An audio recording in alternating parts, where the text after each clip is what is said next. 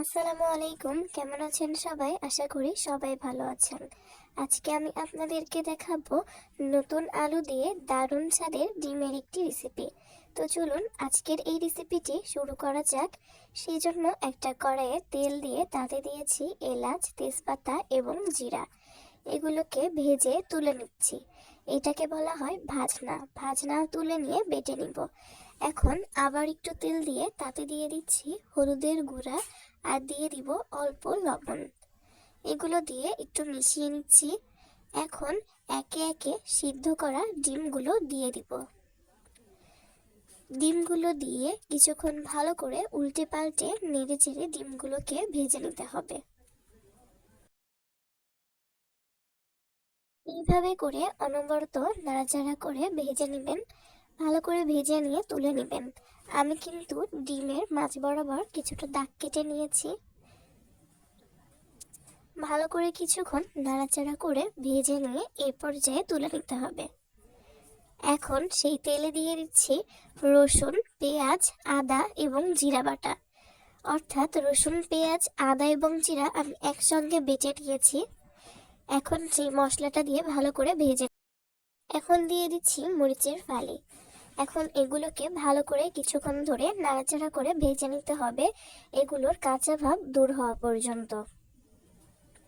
কিছুক্ষণ ধরে অনবরত নাড়াচাড়া করে ভেজে নেবেন। এইভাবে করে কিছুক্ষণ ধরে ভালো করে নাড়াচাড়া করে ভেজে নেওয়া হয়ে গেলে এখানে অল্প একটু পানি দিয়ে দিব। পানি দিয়ে আবার নাড়াচাড়া করে মিশিয়ে নিচ্ছি। এখন দিয়ে দিচ্ছি হলুদের গুঁড়া আর তার সঙ্গে দিয়ে দিচ্ছি মরিচের গুঁড়া। এখন এই গুঁড়া মশলাগুলো দিয়ে চামচের সাহায্যে ভালো করে নাড়াচাড়া করে মিশিয়ে নিতে হবে এবং এই মশলাগুলোকে ভালো করে কষিয়ে নেব। এই পর্যায়ে স্বাদমতো লবণ দিয়ে দিবেন।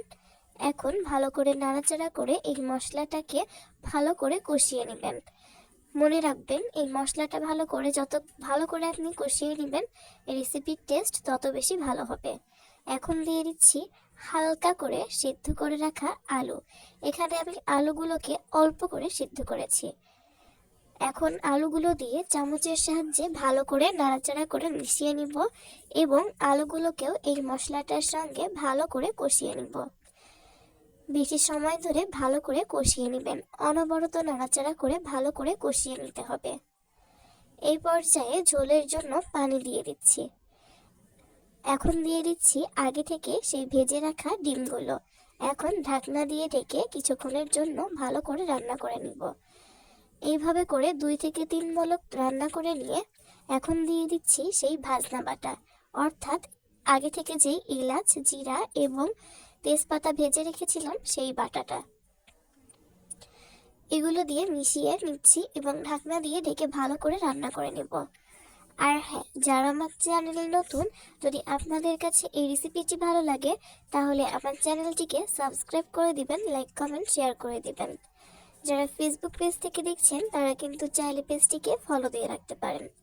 আর এইভাবে যারা এখনো রান্না করেননি অবশ্যই একবার হলেও ট্রাই করে দেখতে পারেন। এইভাবে রান্না করলে কিন্তু ভীষণ মজা হয়, গরম ভাতের সঙ্গে খেতে অনেক বেশি ভালো লাগে। এইভাবে করে কিন্তু ভালো করে রান্না করে নিতে হবে। আর দেখতে পাচ্ছেন কালারটা কিন্তু অনেক বেশি সুন্দর দেখাচ্ছে।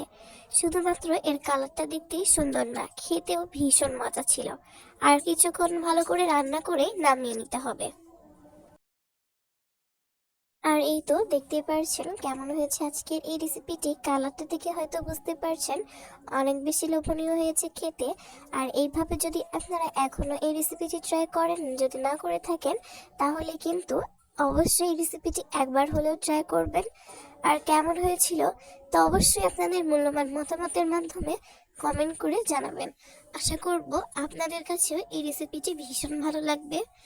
আর যারা ভিডিওটি শুরু থেকে শেষ পর্যন্ত দেখেছেন তাদেরকে জানাই অসংখ্য ধন্যবাদ এবং অনেক বেশি দোয়া রইল তাদের জন্য। নতুন কোনো ভিডিওতে খুব শীঘ্রই নতুন রেসিপি নিয়ে আপনাদের সামনে হাজির হব। সেই পর্যন্ত সবাই অনেক বেশি ভালো থাকবেন, সুস্থ থাকবেন।